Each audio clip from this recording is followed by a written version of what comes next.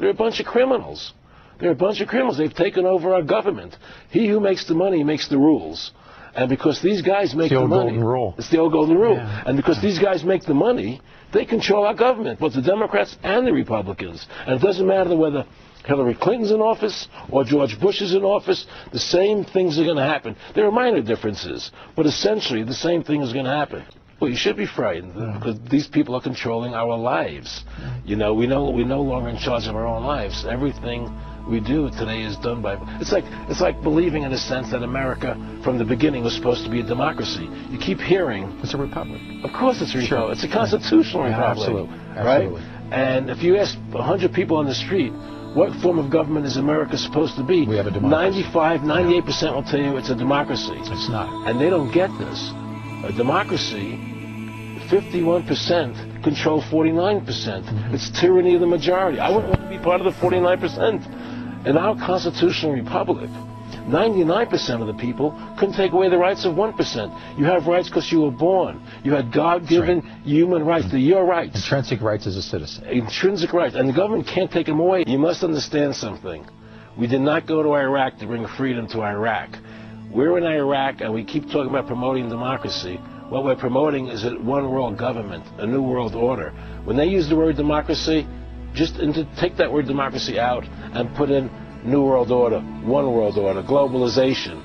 Put in any of those words in place of democracy. That's what it's about. But what does they use democracy as a spin word because you think we are a democracy and democracy equates to freedom. Democracy does not equate to freedom. Understand that. And it's the same as the election, the Palestine. Exactly. You got it. What's the ultimate aim? And what does it look like when they get there? If what you say is true and what others say is true, and there's many, many people that believe as you believe, I'm sure you know that, what does it look like when they get there? Well, I can tell you, I was friends with one of the Rockefeller family, okay? And they were very much behind the Federal Reserve System, the banking, the Council on Foreign Relations, and we were very good friends. And he told me that what they really want to do is have a one-world government without borders. First you have the European Union, the European Constitution, EU. which the European people voted down, by the way, but they're doing it anyway. Yeah. Now they want the North American Union. Currency. Right. Then they have the one currency. Now they want to do They have the their own North. standing army. Yep. But now they want a North American Union. Yeah. They want, and then what they want to do is bring everybody together under one. The Amero is there. The Amero, the currency, Yeah, exactly. I didn't know it is there. And so their plan is to have a government for the world. They want to do it through the UN, right? And have everybody on this earth implanted with an RFID chip. You believe that? I know that. Didn't you hear the congressman, the senator, asking the Supreme Court justice how he's going to rule on that in my clip? You think he asked them for no reason? They're already implanting people with chips. The national ID card, which becomes law by May 2008, it's going to have an RFID chip in it. Okay, everything is done in stages. After the RFID chip goes in the card and in your passport, it's going to go into your body. That's what they're going to try and do. There's no question about it. And they're not going to do it through law. They're going to do it because you won't be able to live without it. All your money is going to be in that chip. I think Waco is my tipping point. When I saw what happened to Waco, I said, I'm going full-fledged. This is disgusting. They killed all those people for no reason. There was no need for those people to die and to be killed in that fire and burned to death.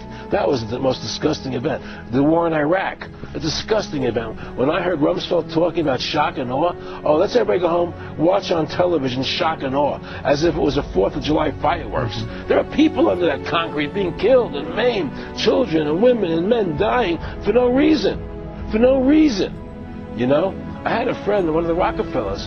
He said to me, Aaron, what do you think women's liberation was about? And I said, I think I had conventional thinking. And I said, I think it was about women having equal right to work with men, equal pay, you know.